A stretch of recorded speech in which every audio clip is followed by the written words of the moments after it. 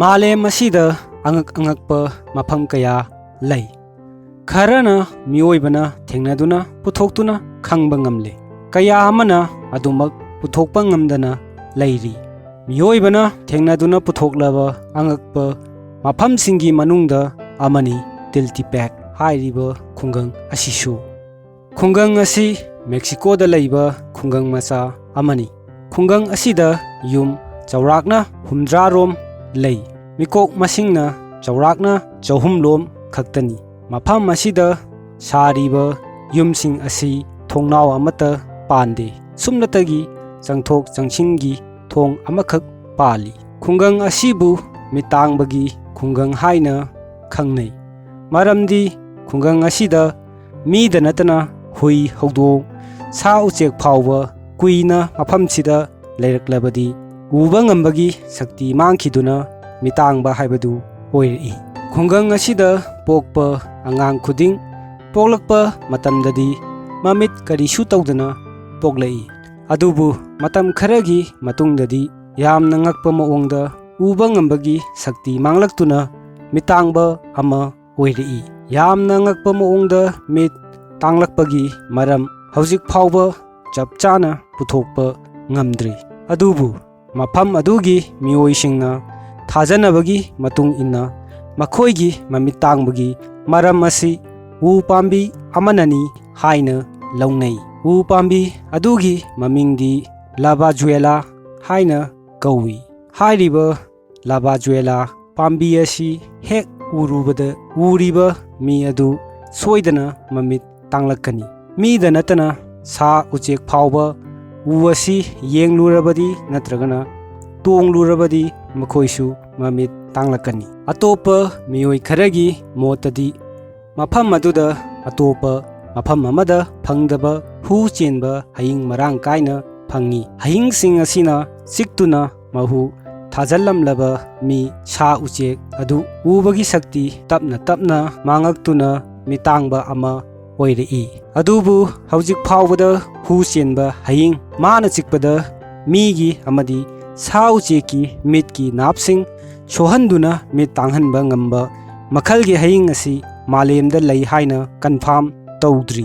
Khungang asigi angakpa maongda mit tangba oirakpagi thawong asigi maramda ngasi phawba scientist sing research team kaya thaduna thijin humjin anbagi thabak paikhatri. Khungang asi ngasisu angakpa khungang ama oina mitangba kayaga loinana layri.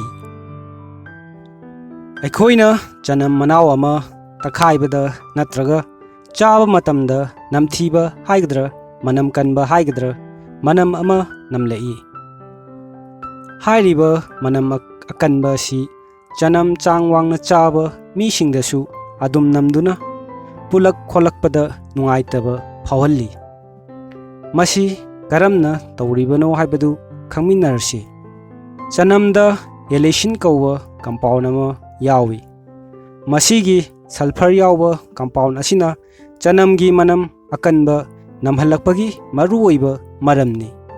Aikhoina chanam ama charuba matamda aikhoigi hakchang manungda elation asi kaitharaktuna manam chelhanba compound mari puthorei. Puthorakliba compound mari sigi manungda allyl methyl sulfide hairiba compound asina manam khwaidagi chelhalli.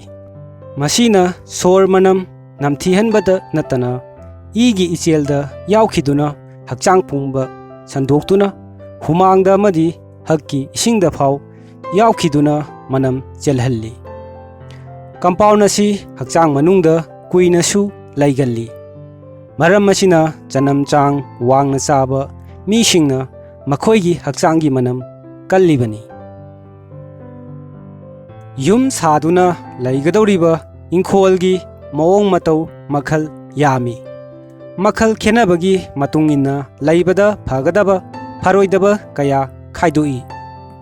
Ingkhol makhal khara makhoigi aphapattaga loinana puduna lakchari.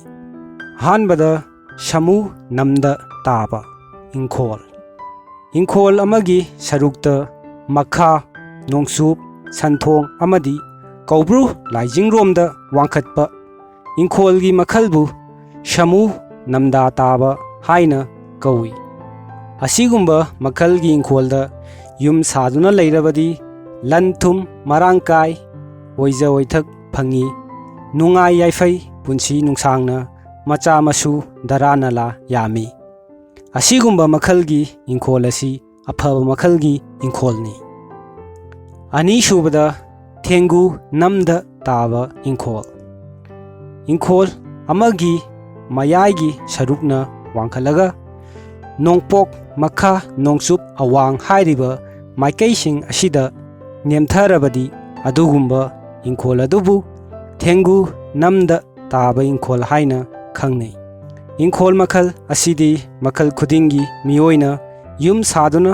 leibada phai leiriba mi adu thongna phai nungai yai phai amadi lanthum marang kai ingkhol asi afaba ingkholni ahum subada hingchaba lamda taba ingkhol asidadi nongpok mairam amadi chingkhai hairiba maikaising asigi sarukta nemthai asigumba makhalgi ingkhol asi leibada phattaba ingkholni haina launei yum saduna ingkhol asida leirabadi lan thum changde macha nipa sa sanna chingbada asiana nangi haina launei mari shubada lingi namda taba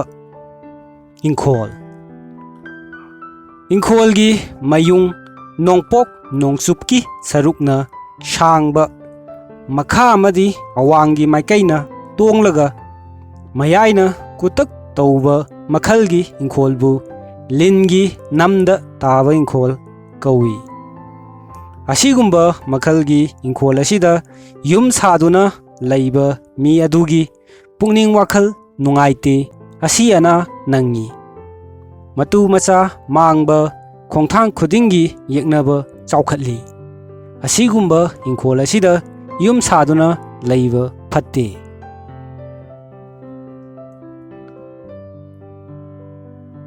lai asidi khaba salaini machuna asangba machuni lai asigi mamingna kaubru asupa laikha kubera kaput irang kangla surung sana hanba loikham sana kawi lai asina puwa lamdi koirengai khuman pokpa khongampat laikol tendongyan phaidinga loitang maningpat khori khun ichum leima shekmai loirang pokpi kaujeng leima pat kaubru laikha shekmai khang khapat asi pui lai asi thengnarubada laichuba laini laichuba koknaba laimingdi ong horing sarihing ho kango lai kango surung sanahal kango laikham sana kango lokchau semba sanahal